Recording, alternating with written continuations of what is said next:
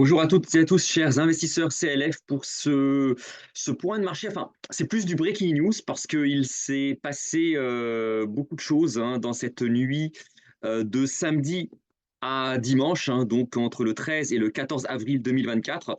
Alors, je ne sais pas quand est-ce que vous verrez ma vidéo. Les choses auront peut-être beaucoup bougé d'ici pour vous parler que ça y est, a priori, la guerre semble être déclarée entre l'Iran et Israël, puisque on apprend, enfin moi j'apprends à l'instant, on est vraiment, enfin je vous fais la vidéo, on est dimanche matin très tôt. Euh, les Iraniens ont lancé des vagues de drones suivis de missiles contre le territoire israélien. Et donc, au moment où je vous parle, je ne sais pas, est-ce que ces drones, ces missiles ont été interceptés? Est-ce qu'il y a eu des victimes? Mais on sent que nous avons atteint un degré supplémentaire d'escalade. Les Américains, évidemment, sont mobilisés, hein. Les Américains ont renforcé leurs forces dans la région. Les Israéliens sont en état d'alerte maximale. On a également des pays, hein, entre Israël et l'Iran qui sont forcément impliqués, hein, l'Irak, le Liban, la Syrie, qui sont de facto impliqués puisque les missiles survolent ces territoires pour taper, pour aller sur Israël, sachant qu'il y a une semaine, a priori, les Israéliens ont tapé sur une ambassade iranienne en Syrie. On sent que tout ça, c'est en train de prendre une tournure, on va dire, vraiment guerrière, on va dire, ça prend une mauvaise tournure, sachant qu'on a aussi le front russo-ukrainien qui malheureusement ne semble pas trouver d'issue. Et au vu des dernières nouvelles, l'issue semble pour le moment être euh, très défavorable aux Occidentaux. Alors, quand je dis à nous, parce que moi, je tourne ma vidéo depuis la France, hein, donc forcément, quand je dis nous, forcément, on fait partie des Occidentaux, hein, qu'on soit pro-russe ou pro-palestinien ou pro je ne sais pas qui. Voilà, on est dans le camp, voilà, on habite en Europe de l'Ouest et donc forcément, donc quand ça bouge de, de manière négative, on va dire, sur le front, par exemple, russo-ukrainien, effectivement, je me mets d'un point de vue occidental en tant que personne qui tourne la vidéo en Occident. Alors évidemment, je vivrais en Russie, je dirais super, le front il évolue dans un sens favorable. Voilà.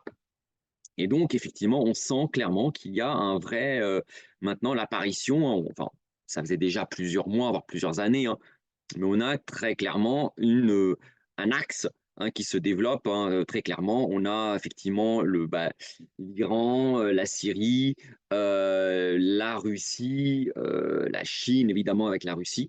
Et on voit un axe effectivement, Israël, les pays d'Europe de l'Ouest, les États-Unis, l'Ukraine, l'Ukraine de Zelensky, parce que vous avez une Ukraine pro-russe, l'Ukraine de Zelensky, qui est plutôt dans le camp occidental. Donc on a vraiment à l'apparition de deux blocs.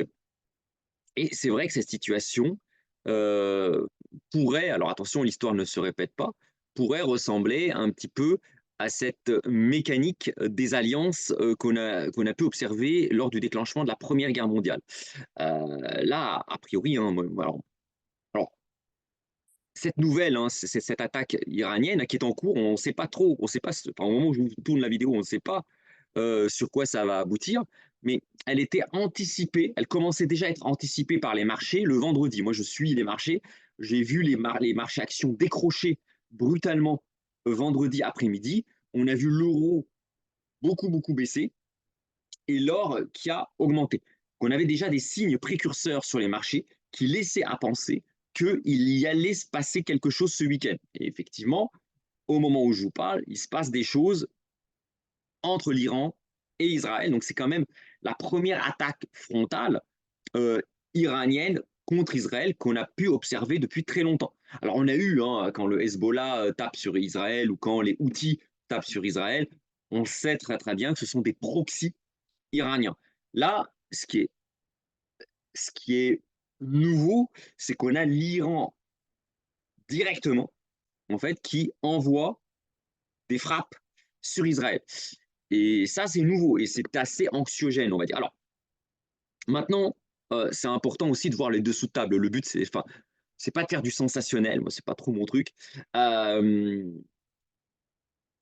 En fait, quand on regarde, alors là, quand on regarde sur un plan géopolitique, hein, vraiment géopolitique, sur un point de vue vraiment des intérêts personnels, la situation de Netanyahou est très compliquée parce qu'il devra rendre des comptes sur ce qui s'est passé le 7 octobre. Il y a eu des atrocités qui ont eu lieu le 7 octobre, on le sait, c'est un pogrom. Enfin, bah, jamais les Juifs n'ont été autant martyrisés, autant frappés dans leur chair qu'il faut remonter à la Deuxième Guerre mondiale. Donc on a eu vraiment des atrocités qui ont été commises le 7 octobre. Suite à ça, il y a eu la réponse israélienne qui a été massive et brutale. 33 000 morts civils côté palestinien, effectivement c'est démesuré. Là, je dis pas ça, c'est pas des discours anti. Enfin, je veux dire, même les Américains, voilà, les plus fervents soutiens d'Israël s'inquiètent vraiment de l'intensité de la riposte israélienne et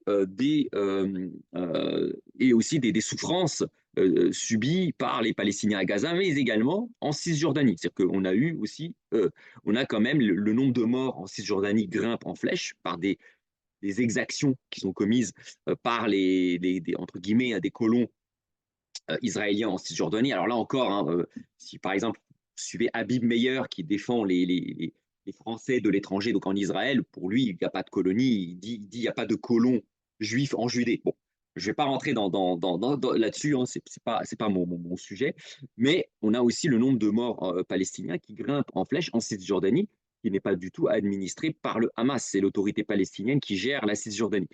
On sent qu'on a un conflit, donc suite aux atrocités commises par le Hamas du 7 octobre, on a un conflit qui est en train de dépasser en fait, cette guéguerre entre Israéliens et Hamas. Hein, on dit souvent, vous voyez dans les journaux, guerre Israël-Hamas. Moi, j'aurais bien voulu que ce soit ça. Malheureusement, c'est en train de prendre des proportions qui sont beaucoup plus grandes, en fait. Voilà. Et ça, voilà, ça, c'est un peu. C'est très, voilà, c'est assez anxiogène. Et c'est pas facile. C'est pas facile parce que on a également derrière des dirigeants qui jouent leur peau. Pourquoi le Hamas a lancé les attaques terroristes, il faut appeler un chat un chat, les attaques terroristes contre Israël le 7 octobre. Alors, il y a une situation, hein, on sait que Gaza est sous blocus. Hein, avant même le 7 octobre, Gaza est sous blocus, mais il est sous blocus israélien, mais aussi égyptien. Pas oublier que l'Égypte et Israël collaborent. Donc, on a les Palestiniens qui sont finalement dans une prison à ciel ouvert à Gaza. Au-delà de ça, les Palestiniens à Gaza se plaignent du fait que le Hamas ne, ne subvient pas assez aux intérêts vitaux de la population. Parce qu'il ne faut pas oublier que le Hamas, ce n'est pas juste des fous furieux qui balancent des bombes, qui tuent.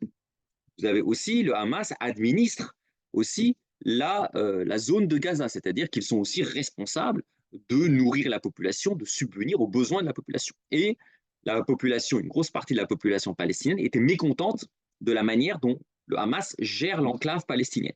Et on avait une baisse de la popularité du Hamas. Et donc, quoi de mieux pour les chefs du Hamas que de détourner l'attention en lançant l'attaque du 7 octobre.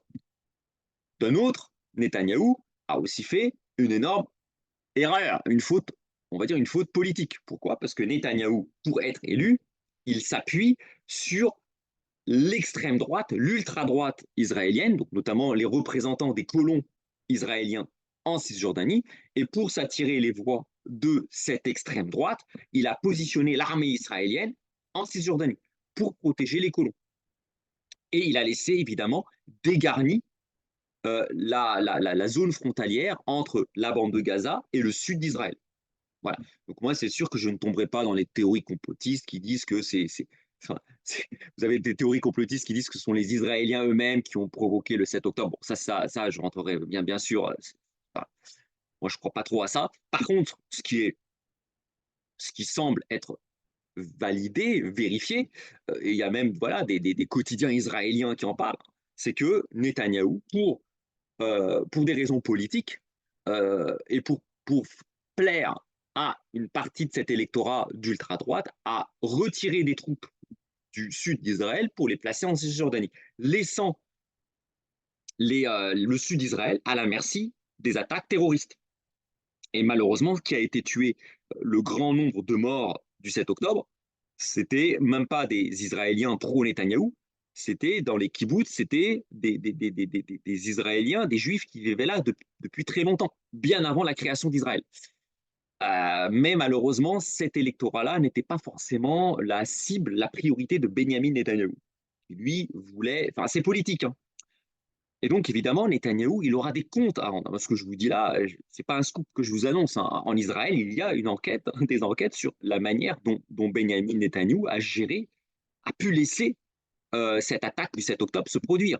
Parce que, bon, alors ok, le Hamas, on l'a peut-être sous-estimé, il était peut-être financé, peut-être effectivement par l'Iran, ça c'est possible, mais il y a aussi eu peut-être une certaine négligence du gouvernement israélien. Et donc, on sait que Benjamin Netanyahu aura des comptes à rendre. Or, le problème, c'est que Netanyahou, sa seule manière de rester au pouvoir et de ne pas aller en prison, c'est que la guerre continue. Bon, là, les Israéliens, ils ont fait tout ce qu'ils pouvaient faire à Gaza. Enfin, Gaza, c'est plus petit que Paris, hein. On ne se rend pas compte, hein. C'est pas l'Ukraine, hein. C'est tout petit. Donc bon, bah, les Israéliens, ils ont quadrillé Gaza, ils ont fait, voilà, ils ont pris telle ville, ils sont rentrés dans tels hôpitaux. On a eu Khan Younes, il y a Rafah. Mais à un moment, bon, de toute façon, qu'est-ce que vous pouvez faire? En dessous, vous avez l'Égypte, et l'Égypte n'est pas ennemie d'Israël. Au contraire, les Égyptiens et les Israéliens ont signé des accords, ça se passe plutôt bien entre les deux pays. Et d'ailleurs, les services secrets égyptiens auraient prévenu les services israéliens qu'une attaque du Hamas se préparait. Donc, que faire? La seule manière pour Netanyahou de, de rester au pouvoir, que la guerre continue, c'est d'élargir, d'ouvrir de nouveaux fronts. Et on a vu des provocations de Netanyahou sur le sud du Liban, sur la Syrie, et notamment via le ciblage de l'ambassade iranienne en Syrie. Mais tout ça, ça obéit aussi à des objectifs politiques. Alors attention, je ne dis pas que les Iraniens, c'est des gentils et tout, attention. C'est pas du tout, enfin, le régime iranien, c'est pas, voilà, c'est pas dire que ce soit un régime de paix, de liberté, de, voilà. Mais Netanyahou a aussi un agenda. Et il faut que la guerre continue pour qu'il puisse rester au pouvoir et, et finalement échapper à une destitution, une défaite électorale, à des manifestations hostiles à lui et des enquêtes judiciaires. Et on remarquera que, et c'est pas, enfin, et même, et ce sont même des Occidentaux qui le disent, hein, que le Hezbollah, jusqu'à maintenant, le Hezbollah et l'Iran faisaient preuve vraiment de retenue.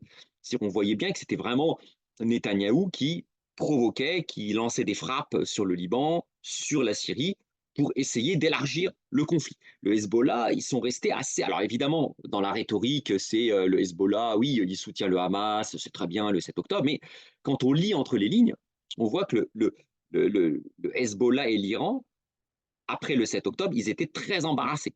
Aussi incroyable que ça puisse paraître, l'attaque du 7 octobre n'était pas dans l'intérêt des Iraniens. Quel est l'intérêt des Iraniens? L'intérêt des Iraniens, c'est de faire les morts, de, de ne pas faire entendre parler d'eux pour développer leur arsenal nucléaire. Ça, c'est l'agenda de l'Iran. L'objectif de l'Iran, c'est de ne pas participer au conflit, de rester vraiment en retrait et de progressivement construire leurs usines d'enrichissement de l'uranium afin de se doter de la bombe atomique. Ça, c'est l'objectif de l'Iran. Et évidemment, l'Iran va influer sur le Hezbollah. Par ailleurs, le Hezbollah, lui, n'a pas forcément intérêt à taper sur Israël. Pourquoi?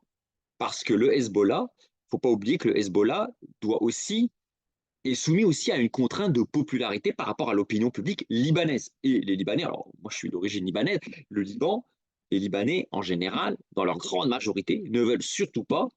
Le Liban souffre, hein, il y a eu l'explosion de Beyrouth, le Liban connaît une crise économique très grave avec un blocus des capitaux. Hein, les Libanais qui vivent au Liban ne peuvent pas sortir leur argent du Liban, on a un contrôle des capitaux. Donc les Libanais connaissent une crise économique d'une ampleur jamais vue depuis des dizaines d'années. Hein, même durant la guerre civile des années 80-90, le Liban n'a jamais connu une crise économique aussi grave. Donc du coup, ce n'est pas du tout dans l'intérêt des Libanais, de la population libanaise, d'entrer en guerre contre Israël. Les Libanais n'ont pas besoin de ça. Et le Hezbollah le sait. Le Hezbollah qui jouit d'une popularité au Liban, hein, faut pas, voilà, parce que bon, bah, aux yeux des Libanais, le Hezbollah, c'est quand même le seul parti qui a pu finalement, entre guillemets, faire sortir les Israéliens du sud Liban et qui a pu, en 2005, finalement, euh, mettre en échec la guerre avec Israël. Donc le Hezbollah, pour le moment, il est resté sur, entre guillemets, une victoire. Donc lui, il n'a clairement pas intérêt à rentrer en guerre contre Israël avec un Benjamin Netanyahou qui est chauffé à blanc, qui n'attend qu'une chose, c'est de se battre. Donc on a eu, voilà, et moi je le dis vraiment, voilà, je ne suis pas du tout de parti pris. On sait que Netanyahou, c'est plutôt Benjamin Netanyahou qui cherche à provoquer, à mettre, à souffler sur les braises pour provoquer une régionalisation du conflit. Autant le 7 octobre, clairement, c'était effectivement, c'est le Hamas qui a clairement ouvert les hostilités, très clairement. Par contre, là, maintenant, on sent que Netanyahou veut essayer de capitaliser là-dessus pour régler des comptes, des vieux comptes, qu'il n'avait pas pu régler avant. Et c'est ça qui rend la situation vraiment, vraiment dangereuse. De l'autre côté, on a un régime iranien euh, qui, euh, qui n'est pas au mieux de sa forme, clairement, qui n'est clairement pas au mieux de sa forme. On a eu quand même des manifestations, notamment de femmes iraniennes qui veulent vivre à l'occidental. Il ne faut pas oublier une chose, c'est que la population, alors moi j'ai pas mal d'amis israéliens, j'ai des amis iraniens, j'ai des amis palestiniens, donc moi je n'ai pas de problème en fait avec les populations sunnites, juives, chiites, j'ai aucun sujet là-dessus. Euh, Maintenant, il ne faut pas oublier une chose, c'est que la population iranienne, en partie la diaspora iranienne, sont beaucoup plus proches des Occidentaux que, par exemple, la population saoudienne. Hein, on a du mal à l'imaginer, mais on a une grosse partie de la population iranienne ne rêve que d'une chose, c'est l'émancipation, c'est de vivre, entre guillemets, à l'occidental. Je ne dis pas que le modèle occidental, c'est le meilleur, je ne dis pas ça, je dis, mais une grosse partie de la population iranienne souhaite vivre à l'occidental. Et donc le régime le sait, le régime iranien, il doit composer avec une, une partie de la population qui lui est hostile et qui aimerait bien sortir des sanctions économiques et finalement libéraliser l'économie. Et donc évidemment, après l'attaque israélienne sur l'ambassade iranienne en Syrie, effectivement, si le régime iranien ne réagit pas, le danger, c'est que le régime iranien s'effondre de l'intérieur par lié à une partie de la population. Alors, vous avez les durs, parce qu'il ne faut pas oublier que au sein de l'Iran, il ne faut pas imaginer l'Iran comme un pays homogène. Vous avez des gens encore plus durs que le gouvernement iranien en place. Donc ces gens-là vont manifester, on a vu des images qui brûlaient des drapeaux israéliens, américains, qui disent qu'il faut des sanctions, il faut une riposte iranienne massive contre l'humiliation subie par l'Iran euh, en Syrie. Et de l'autre, vous avez une partie de la population qui se dit c'est peut-être le moment de faire tomber le régime pour vivre à l'occidental. Et donc le régime, il doit et là, c'est là que je vous dis, les États n'ont pas d'amis, ils n'ont que des intérêts.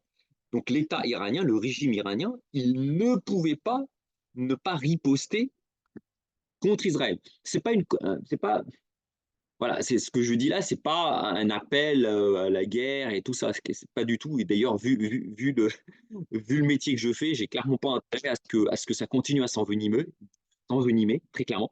Mais d'un point de vue vraiment géopolitique, stratégique, le régime iranien, il ne peut pas, en fait, ne pas répondre ne pas taper sur Israël, parce que soit il risque d'être renversé par les durs, parce qu'il est encore plus dur que le régime actuel en Iran, soit il risque une révolution interne par les modérés, des gens qui se disent c'est peut-être le moment de profiter de l'affaiblissement du régime pour le faire tomber.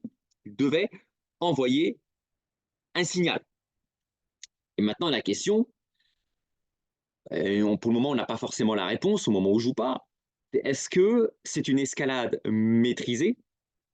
Parce que derrière, les Américains non plus, est-ce que les Américains ont intérêt à ce que le régime iranien s'effondre? Ça, c'est une question. Alors, vous avez évidemment la rhétorique, oui, le régime iranien, c'est un régime barbare, etc. Ça, c'est le discours. Ça, c'est le discours occidental. Tout comme le discours Poutine, c'est un dictateur, etc., etc. Ça, c'est le discours officiel. Maintenant, dans les coulisses, est-ce que les Occidentaux ont intérêt à ce que l'Iran s'effondre, le régime iranien s'effondre, ou est-ce que le régime de Poutine s'effondre, laissant des espaces entiers complètement en proie à l'anarchie, avec des armes nucléaires qui se baladent un peu partout. Voilà, donc c'est là où on rentre un petit peu dans un espèce de jeu subtil, et sans tomber dans la théorie du complot, est-ce que par hasard, les Iraniens, alors il faut savoir, c'est qu'il y a un téléphone rouge une ligne directe entre l'Iran et les États-Unis. Est-ce que les Iraniens n'ont pas, évidemment, par la voie diplomatique officieuse, appelé les Américains en disant, écoutez, nous, si on fait rien, on tombe, ça va être le bordel en Iran, ça va être le bordel. On ne pourra jamais maîtriser la population, ça va être un bain de sang, sachant que c'est un peu le bordel déjà en Irak. Nous, il faut qu'on envoie un signal, on va envoyer des drones, des missiles, voilà.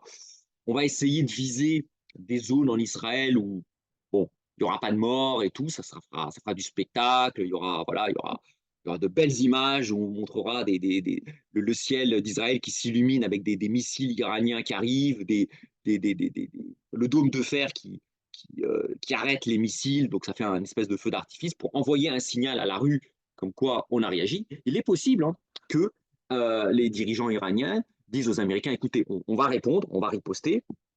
Maintenant, voilà, on va essayer d'éviter de taper sur des bases américaines, on va éviter de taper sur des centres névralgiques israéliens pour qu'il n'y ait pas des centaines de morts, ce qui là évidemment rendrait la situation incontrôlable, parce que là pour le coup Israël a l'arme nucléaire, Israël pourrait là pour le coup euh, y aller sans retenue.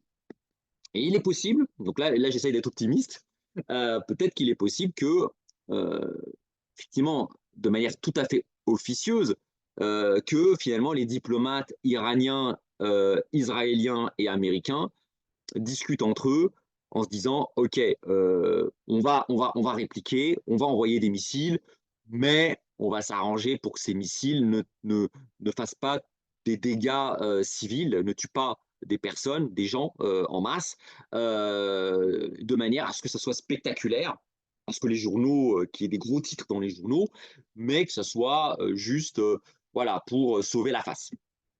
C'est possible, c'est très très possible. Parce que voilà, vous avez des jeux hein, derrière, hein, vous avez voilà, il y a c'est possible. Et moi, j'espère d'ailleurs que c'est ça, parce que j'ai pas spécialement envie, voilà, qu'il y ait un embrasement régional au Proche-Orient, sachant qu'on a un front russo-ukrainien qui lui n'est clairement pas apaisé. Et surtout, si jamais un autre front s'ouvre entre la Chine et Taïwan, parce que pour le moment, alors ceux qui sont dans aucun conflit pour le moment, ce sont les Chinois. Alors, les Chinois, les Américains sont impliqués avec bah, au Proche-Orient. Ils sont impliqués en Ukraine de moins en moins, mais ils le sont. Vous avez les Européens qui sont très impliqués avec l'Ukraine, les Russes qui sont impliqués, bah, par contre, vous avez la Chine qui, pour le moment, est en retrait. Et donc, la Chine peut très bien profiter, se dire, bon, bah, les Américains, ils sont déjà sur deux fronts, on peut peut-être en profiter pour régler nos comptes avec Taïwan. Et là, je ne sais pas trop jusqu'où ça peut aller.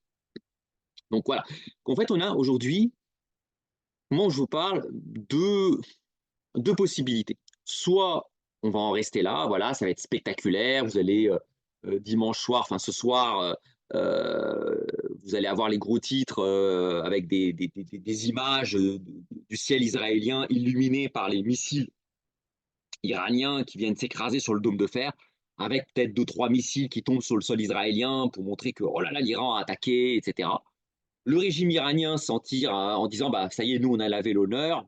Bon, on a eu notre ambassade qui a été touchée en Syrie, mais regardez, regardez peuple de la rue, on a je reprends les termes du régime, hein, c'est pas mes termes à moi, c'est pas du tout ce que je pense. Regardez, on a tapé sur le petit Satan pour parler de enfin, Israël vu des Iraniens, et on a aussi réussi à détourner l'attention du grand Satan, entre guillemets, c'est-à-dire les Américains. Ouais, effectivement, avoir. Et puis, alors que derrière, les diplomates iraniens ont appelé les Américains en disant, voilà, écoutez, on va faire une riposte, mais on va s'assurer de ne pas toucher des intérêts vitaux israéliens et américains, juste pour montrer qu'on est là et pour rassurer notre opinion publique. Voilà. C'est possible que ça soit ça, et moi j'espère que ce soit ça, et que ça n'aille pas plus loin. Alors si jamais c'est juste ça, si jamais c'est juste une, voilà, une riposte, on va dire, on va dire cinématographique, bah, paradoxalement, les marchés, parce que c'est aussi ça qui nous intéresse, surtout ça même, parce que moi je suis pas un géopolitologue, hein, je suis pas un général, j'ai pas, voilà, j'ai pas de compétences en géopolitique. Je suis quelqu'un qui s'intéresse. Bon, je suis originaire, je suis né dans la région, donc je m'intéresse, mais je suis pas du tout géopolitologue. Le dernier livre, le livre que j'ai écrit, qui est en cours de publication, c'est sur la liberté financière. C'est pas sur c'est pas maîtriser la géopolitique mondiale, hein. C'est pas du tout ça. Donc là, en fait, si jamais c'est juste ça, on pourrait paradoxalement avoir marchés financiers qui, le lundi, ouvrent sans, sans direction. C'est-à-dire, on pourrait très bien avoir des marchés actions qui pourraient même ouvrir en hausse parce qu'ils avaient déjà baissé vendredi par crainte, justement. Les marchés avaient déjà anticipé vendredi soir qu'il pourrait y avoir quelque chose ce week-end. On pourrait très très bien, de manière contre-intuitive, avoir des marchés qui ouvrent de manière en fait, totalement désinvolte par rapport à les situations au Proche-Orient. Euh, voilà, donc ça c'est vraiment, voilà, ça serait le cas cool, voilà, bon, c'est juste, voilà. Alors maintenant, il y a le problème, c'est qu'il y a, alors si c'est ça, bon, bah, ça sera business as usual et il n'y a pas de problème. Maintenant, pour moi, il y a deux risques. Il y a deux risques.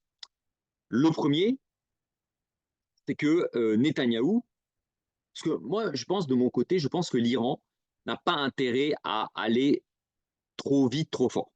L'Iran, la pire chose qui puisse passer pour les Iraniens, ça serait une frappe israélienne et américaine sur leur sol qui détruirait leurs infrastructures d'enrichissement de l'uranium pour avoir la bombe atomique. Les Iraniens, eux, ils n'ont pas forcément intérêt à pousser trop fort. Par contre, Benjamin Netanyahou, lui, il a intérêt à ce que le conflit continue à s'élargir. Et là encore, je ne suis pas en train, attention, hein, parce que j'ai beaucoup d'amis, entre guillemets, des amis aussi israéliens et tout. Attention, c'est pas un discours. euh, si vous êtes israélien, ne le prenez pas pour vous. C'est pas du tout un discours anti-israélien. Je parle des dirigeants. Euh, je serai Netanyahou. Mon seul échappatoire, c'est que la guerre dure le plus longtemps possible pour rester au pouvoir. Et c'est pas du tout un discours anti, anti-israélien que je tiens là. C'est vraiment, je parle vraiment des hommes, des femmes, des hommes politiques. Et il y a beaucoup de personnes, même en France, là, des gens, je ne vais pas citer des noms, mais des gens qui adorent Israël, qui aiment énormément Israël, et qui eux-mêmes disent, mais Netanyahou, le plus gros danger. Alors, vous avez le plus gros danger sur Israël, c'est le Hamas, mais le deuxième gros danger qui plane sur Israël, c'est Netanyahou. Ce que je vous dis là, c'est pas quelque chose, voilà, c'est pas du tout. Donc voilà, si vous êtes, voilà, si vous avez vous aimez Israël, le discours que j'ai n'est pas du tout anti-israélien. Voilà, mais je suis Benjamin Netanyahu, j'ai intérêt à ce que ça s'envenime, cette histoire-là, pour rester à part. On a été coupé, une coupure de vidéo, excusez-moi. Donc, effectivement, dans ces circonstances-là, euh, comment dire, Benjamin Netanyahou, lui, il a intérêt à ce que le conflit continue. Et là, le problème, en fait, c'est qu'on n'est plus à l'abri d'un accident. C'est-à-dire que quand vous avez un état de tension qui est très très fort entre l'Iran et ses proxys, Hezbollah, Houthi, vous avez aussi les forces en Irak, hein, le Kataeb Hezbollah en Irak, et Israël avec les États-Unis derrière, un accident n'est pas à exclure. D'autant plus que dernièrement, les relations entre Netanyahou et, et Biden se sont énormément détériorées. Les relations entre Netanyahou et Joe Biden se sont énormément détériorées. Et donc, du coup, c'est compliqué. En ce moment, entre les Américains et les Israéliens, c'est très compliqué. Pour la première fois en je ne sais pas combien d'années, les Américains ont laissé passer une résolution aux Nations Unies qui appelle les Israéliens à arrêter les combats à Gaza. Les Américains n'ont pas fait le veto. Donc, c'est un signal très fort envoyé par Biden à Netanyahou en disant clairement, Netanyahou, faut que tu arrêtes, faut que tu dégages, faut que tu arrêtes. Donc il n'est pas exclu que Netanyahou cherche à prolonger le conflit et à poignarder Joe Biden pour que Donald Trump soit élu président des États-Unis en novembre, ce qui évidemment confortera Netanyahou. Donc on a des jeux politiques aussi derrière tout ça. C'est pas si simple, c'est pas juste, voilà, c'est pas les Israéliens qui tapent sans réfléchir et en face on a des barbus, enfin des barbus entre guillemets pour parler des Iraniens, un régime bête avec des barbus complètement fous qui tapent. On a des gens quand même qui sont très rationnels, qui réfléchissent, qui ont des agendas, qui ont des intérêts. Donc l'agenda de Netanyahou, c'est l'élection de Donald Trump. Donc poursuivre la guerre jusqu'à l'élection de Donald Trump. Et on a le Khamenei de l'autre côté, côté iranien, c'est on fait les morts jusqu'à avoir la bombe atomique. C'est ça. Donc, donc évidemment, une guerre frontale via une attaque iranienne contre Israël obligerait les Américains à se resolidariser à 100% avec leur allié israélien. Et ça, c'est l'objectif de Netanyahou. Donc c'est pour ça que c'est assez compliqué cette histoire-là. Et le danger, moi, c'est qu'il y a un accident. Parce que forcément, vous avez des missiles, des drones, des missiles, vous avez des frappes. On n'est pas à l'abri que un missile iranien perce la défense israélienne et fasse un carnage au sein de la population civile israélienne. Et là, on ne répond de rien. Et là, on répond de rien. Là, ça sera la loi du talion. Et là, effectivement, là, Israël va taper de manière très très fort, avec évidemment on aura une resolidarisation de la population israélienne vis-à-vis du chef de guerre qui sera Benjamin Netanyahu. Et ça serait vraiment une situation assez dramatique parce que là, on irait dans une escalade qui sera incontrôlable. Je rappelle que la Première Guerre mondiale a démarré comme ça. Première Guerre mondiale, vous avez un système d'alliance qui s'était déjà créé, hein, ça faisait déjà des années, hein, le système d'alliance, dès le début des années 1900, on avait ce système des alliances entre l'Angleterre, la France et l'Italie, qu'on appelle la triple entente, et la Russie, pardon. Donc Russie, France, Angleterre, la triple entente, et vous avez l'Autriche, Hongrie et l'Allemagne et la Turquie, c'était la triple alliance.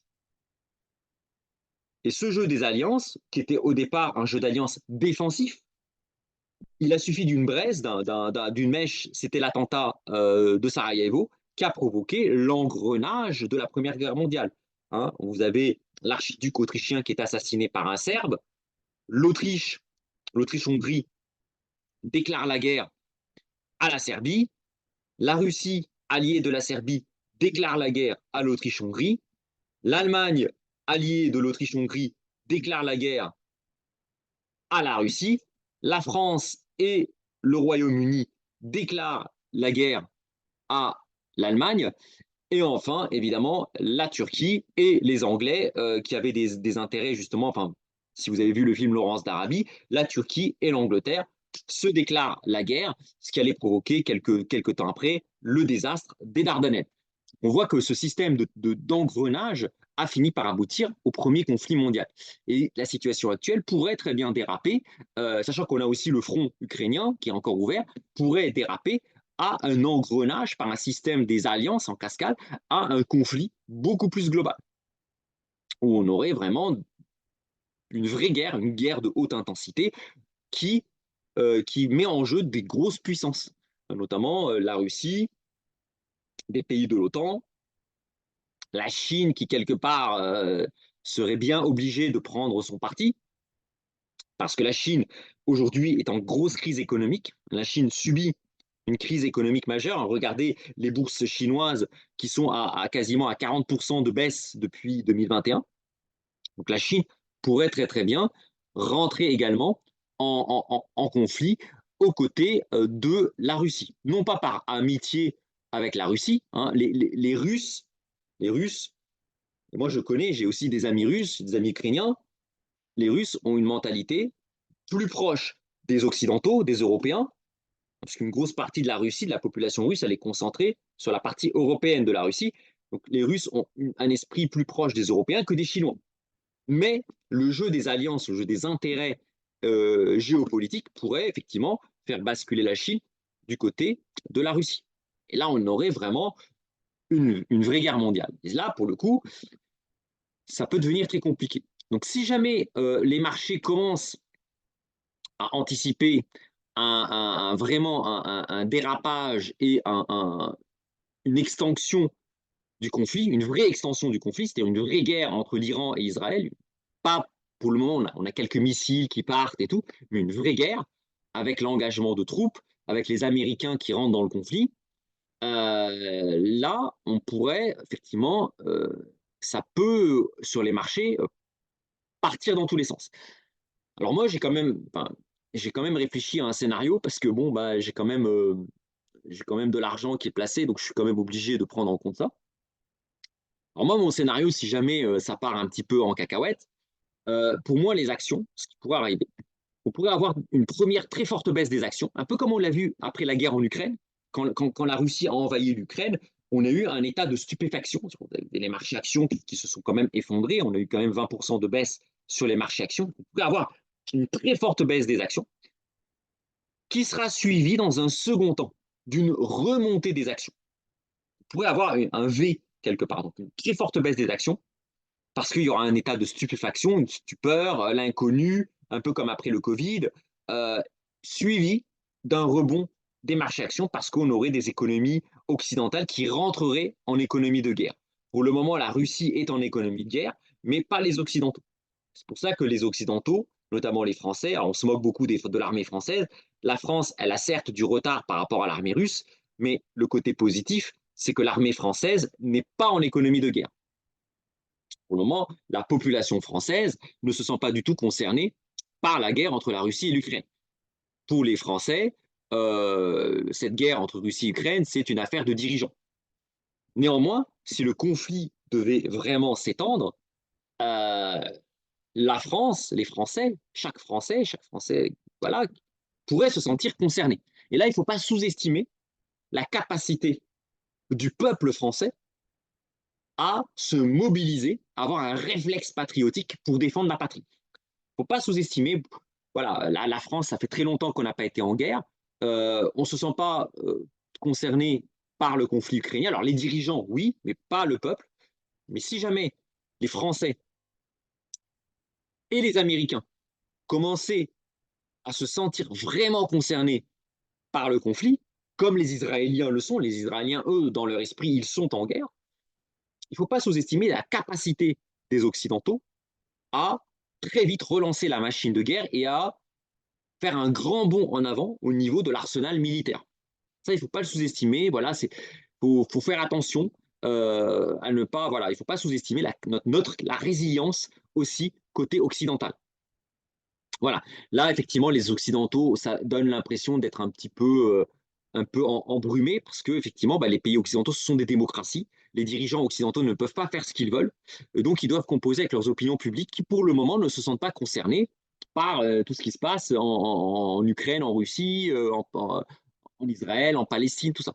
Par contre, le jour où les peuples se sentiront concernés, voilà, il y a quand même énormément de ressources. Voilà, le patriotisme français, il existe. Il est pas du tout mort et il n'est pas exclu qu'on ait un regain, un relan de patriotisme côté français occidental qui relancerait la machine de guerre. Et là, effectivement, on aurait une vraie guerre mondiale avec bon, bah, des morts, etc. Mais paradoxalement, le marché action, lui, pourrait rebondir. Parce que quand on regarde dans l'histoire, les marchés actions ont souvent profité d'une dynamique de guerre, notamment quand ils commencent à anticiper une victoire des pays en question. C'est-à-dire que si jamais les marchés actions se mettent, alors passer la phase de stupeur, de stupéfaction, mais se mettent à anticiper que les Occidentaux vont rentrer en économie de guerre et peuvent gagner cette guerre, là, oui, on pourrait avoir des marchés actions qui peuvent monter très très fort. C'est ce qu'on a déjà vu d'ailleurs sur les marchés actions américains et français à partir de l'année 42. À la fin de l'année 42, on a eu les marchés actions qui ont explosé à la hausse, y compris en France, alors que la France était encore occupée par les nazis. Les marchés actions français ont commencé leur remontada à la fin de l'année 42, après la bataille de Stalingrad, quand les gens qui connaissent un petit peu l'histoire savaient que finalement la défaite de l'Allemagne était inéluctable. Après la bataille de Stalingrad, les gens bien informés, les chancelleries bien informées, savaient que l'Allemagne ne pourrait plus gagner la guerre et elle ne pouvait que la perdre. Et là, les marchés actions français, américains ont commencé leur remontada. Donc on pourrait avoir finalement un V. Donc ça, c'est voilà, ça c'est le scénario sur les actions que je vois. Alors après, si jamais les marchés anticipent que ça y est, cette guerre-là va provoquer l'effondrement de l'Occident, l'effondrement, et qu'on arriverait dans un nouvel ordre mondial avec la Russie et la Chine, grands vainqueurs du nouvel ordre mondial, et les États-Unis et l'Europe qui seraient complètement en miettes, démembrées. Alors là, pour le coup, les marchés actions pourraient perdre 95% de leur valeur. Hein, parce que là, pour le coup, les entreprises, etc. Alors là bon, c'est pas, je pense que c'est pas forcément mon scénario. Moi, j'ai plutôt un scénario un peu à la Philippe Fabry. Je pense qu'en cas de confrontation générale, je pense qu'il y aura une première phase de stupeur, on sera surpris, où les impérialistes revanchards marquent des points, et puis il y aura une deuxième phase où finalement le camp occidental finira par l'emporter. Ça, c'est un petit peu le scénario pour moi que je privilégie. Donc évidemment, si c'est ce scénario, on aura un V sur les actions. Euh, donc ça, c'est sur les actions. Ensuite, et là, c'est encore plus compliqué, c'est les obligations. Parce qu'une guerre, en fait, elle peut avoir deux effets. Elle peut avoir à la fois un effet inflationniste, avec une flambée des prix de l'énergie, des prix du pétrole, un effondrement de la monnaie, et donc une hyperinflation qui est provoquée par un effondrement monétaire.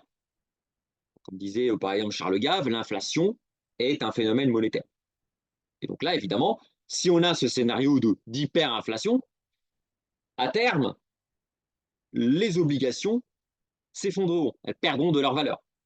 Surtout les obligations libellées dans des devises qui perdent elles-mêmes de leur valeur. Ça, c'est le premier scénario.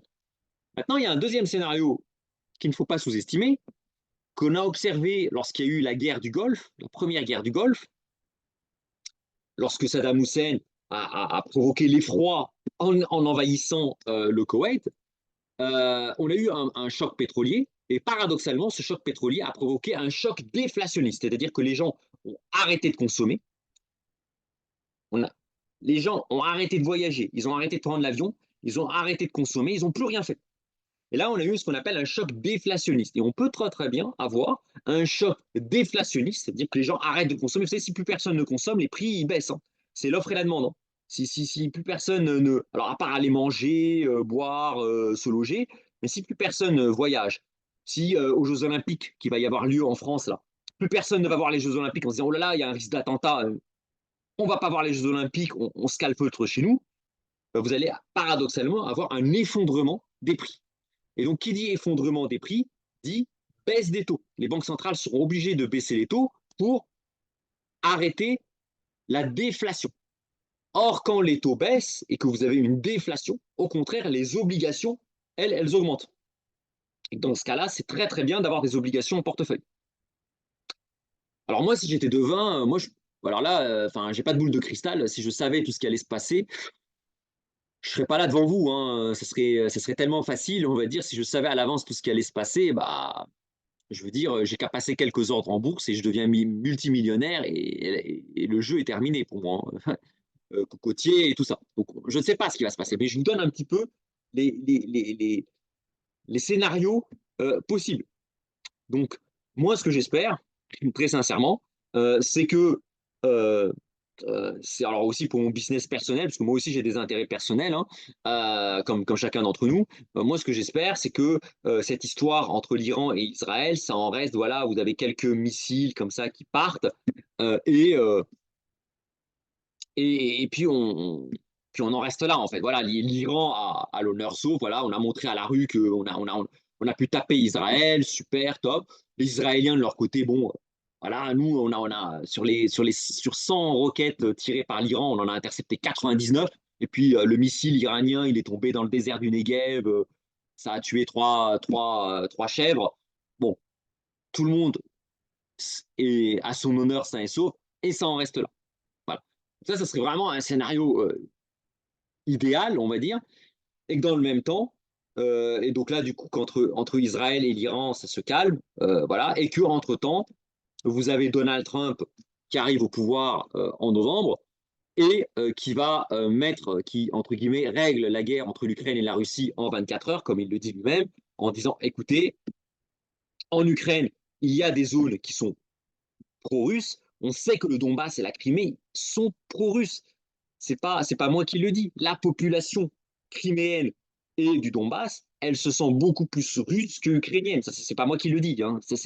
Et donc, du coup, quand Donald Trump arrive, il dit clairement, il dit, écoutez tout le monde, référendum, Donbass, Crimée restent, deviennent russes officiellement. Voilà. On fait un référendum, la population de ces régions se prononce, deviennent russes, tout en disant à Poutine, Donald Trump a dit à Poutine, attention, tu ne vas pas plus loin que le Donbass et la Crimée, parce que moi j'ai des gros missiles derrière, et ça va faire très mal, parce que moi j'ai des forces aussi disposées partout en Europe. Si tu avances un petit peu trop au-delà de l'Est de l'Ukraine et que tu essayes d'attaquer la Pologne et tout ça, moi, je rigole pas. Et donc là, on pourrait avoir finalement un espèce de rideau de fer qui tomberait avec finalement une partie de l'Ukraine qui effectivement serait perdue pour Zelensky, pour l'Ukraine qui deviendrait de facto russe, mais la partie occidentale de l'Ukraine qui progressivement deviendrait pro-européenne et qu'on ait vraiment un vrai rideau de fer qui tombe. Et pareil, une pacification des relations entre Iran et Israël, et notamment les pays arabes et Israël, sur le dos, malheureusement, des Palestiniens, parce qu'on sait que Donald Trump, pour lui, les Palestiniens, ça n'existe pas. Il s'en fiche. Dans son électorat, il n'y a personne qui est pro-palestinien dans l'électorat Trump. Dans l'électorat de Biden, oui, mais pas dans l'électorat Trump. On pourrait avoir finalement un scénario finalement de glaciation, une espèce de glacis qui arriverait. Ça, bon, ça serait un scénario qui, quelque part, pour le business, hein, attention, hein, je ne parle pas des populations, je ne parle pas des Ukrainiens, parce que l'Ukrainien sortirait vaincu, hein, puisqu'elle perdrait des territoires. Les Palestiniens sortiraient aussi finalement un peu spoliés, quelque part, puisque plus personne ne parlerait d'eux. Mais d'un point de vue business, ça, c'est un petit peu le scénario, entre guillemets, idéal, parce que finalement, on gèle tous les conflits via des frontières bien définies, avec des populations qui se retrouveraient finalement à devoir subir le joug d'une puissance. C'est-à-dire qu'on aurait des Ukrainiens du Donbass, de Crimée qui sont Ukrainiens, mais qui devraient vivre à l'heure russe, et des Palestiniens à Gaza ou en Cisjordanie qui devront, entre guillemets, vivre à l'heure israélienne, puisqu'il y aurait un espèce de diktat imposé par les États-Unis de Donald Trump. Ça serait le scénario. De toute façon, malheureusement, il n'y a pas de scénario où tout le monde est gagnant. Il y a forcément des perdants. Mais d'un point de vue business as usual, on va dire, d'un point de vue continuité, un retour à la vie normale, entre guillemets, c'est le scénario finalement le plus favorable à un retour de la vie d'avant. Voilà. Donc bah voilà un petit peu pour cette vidéo. Donc j'ai rien préparé, hein. Donc excusez-moi si parfois j'ai pu. Alors il y a eu un petit incident au milieu de la vidéo. Il y a eu je crois que j'ai eu une coupure internet. Donc mais si j'ai pu être un peu hésitant et tout, j'ai pas de slide. Là je vous dis vraiment ce qu'il y a dans mon cerveau et je me réveille dimanche. J'ai vu ce qui s'est passé dans la nuit et je vous sors vraiment un scénario qui est dans ma tête, hein. J'ai pas fait de slide et tout, donc voilà. Donc mille excuses si j'ai pu vous paraître brouillon. Je réagis un petit peu à chaud par rapport aux événements. Voilà, en tout cas, quoi qu'il en soit, c'est important d'investir, c'est important d'être en action. La pire des choses, hein, c'est ce que Franklin Roosevelt dit, la seule chose dont vous devez avoir peur, c'est la peur elle-même. Donc la pire des choses, c'est de ne rien faire, d'être là, de ne pas investir, de se cacher, de rien faire, de retirer l'argent, de mettre les billets de banque sous le matelas. Ça, c'est la pire des choses, vous êtes sûr de perdre votre argent avec l'inflation. Parce qu'on sait que sur le long terme, on va avoir de l'inflation. On sait que, bah, ça c'est l'histoire qui le dit, on sait que l'argent perd de sa valeur sur le long terme. Donc ne rien faire et laisser l'argent sur le compte courant ou le retirer et le mettre sous le matelas, c'est, s'il y a un truc à ne pas faire, c'est ça. Alors après, où investir? Est-ce qu'on fait de l'immobilier? Est-ce qu'on fait de l'or? Est-ce qu'on fait des actions? Est-ce qu'on passe par une enveloppe de type assurance vie, contrat de capitalisation, plan d'épargne retraite, etc., etc. Ça c'est chacun en fonction de ses objectifs. Et c'est ça le rôle d'un conseiller en gestion de patrimoine. C'est ça. Mais pour moi, s'il y a une connerie à ne pas faire, ben, il y a deux conneries à ne pas faire. Première, c'est de rien faire, de ne jamais investir, parce que là, vous êtes sûr de perdre. La deuxième connerie à ne pas faire, c'est de vous jeter sur tout ce qui bouge. Et d'être complètement comme un coq en pâte, et d'acheter, de faire tout et n'importe quoi.